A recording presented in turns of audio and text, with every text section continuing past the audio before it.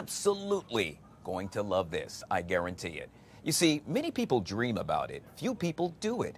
Linda Myers happened to be a kindergarten teacher of 26 years whose children were grown, and her hubby George spent 20 years as a U.S. Air Force pilot.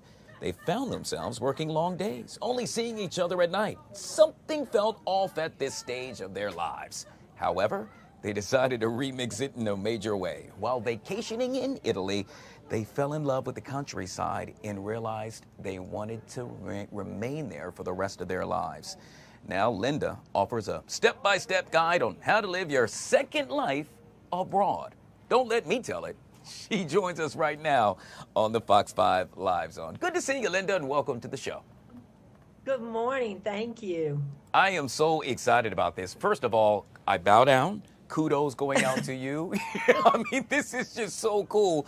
I would argue 90% of the people that are watching right now, a lot of folks happen to be at work, they're saying, oh my God, how do I do this? How do I quit my job and just live my life vacationing, if you will, and doing what I want to do? What say you, ma'am? Absolutely. Absolutely. I say you have to do it because it's never going to get easier.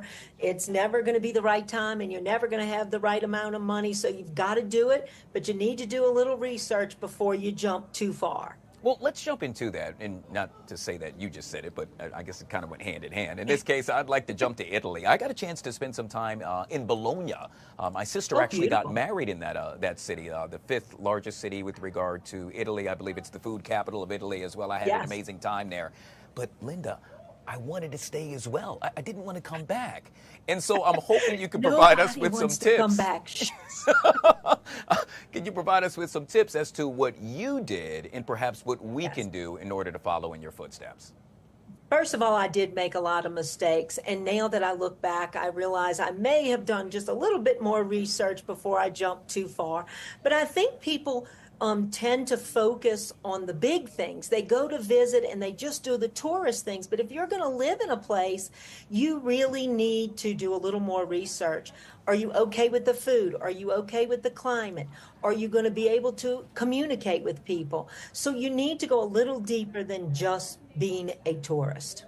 Yeah, but not only that, one of the things that you say you should really do is find out all about the taxes, which I never really thought about. I mean, I guess that really makes sense. Visas, cost of living, and, transportation, the things that you don't really think about. I always laugh and tell people, like, don't move to a place that snows 9 months out of the year if you don't like the cold. Yeah. Gosh, in that case, you don't want to move back here to D.C., I'll tell you that. We've had plenty of that this year. So, Linda, correct me if I'm wrong. Tuscany is the place for me. I absolutely love it. And so while there, you and your husband decided to, create somewhat of a cooking class of some sort? I did. I decided that, I stayed in this little village for a little while and realized how welcoming it was. The food was delicious. The people were so welcoming. And I started doing little cooking classes. It grew and grew and grew. And now we own a beautiful 68-acre property, an olive oil farm, a hotel, a restaurant. And right now I'm actually in my cooking school in Mexico. Oh, wow. We have 3 other schools, one in France, one in Sicily, and another one in Mexico. So what was a little bit of a change turned into a complete lifestyle change for us. Oh, my gosh. That is just so awesome. And we love it. I'm sure. I'm so jelly, as the young kids say. That means jealous, but I wish I could be there as well. And so what happened to be your biggest challenge? The language barrier is tough, but the biggest challenge is really that you have to be open to the other culture. You can't bring you into someone else's culture. So I think the biggest challenge was for me is that I wasn't going to be able to get all the things that I was accustomed to getting right away. I had to slow down and I had to go the way they do it. It's their place and you are in their space. So you have to step back and get out of your own way a little bit. Yeah. Can I ask, I see here in my notes that you were a kindergarten teacher, so I didn't see anything about you being a cook.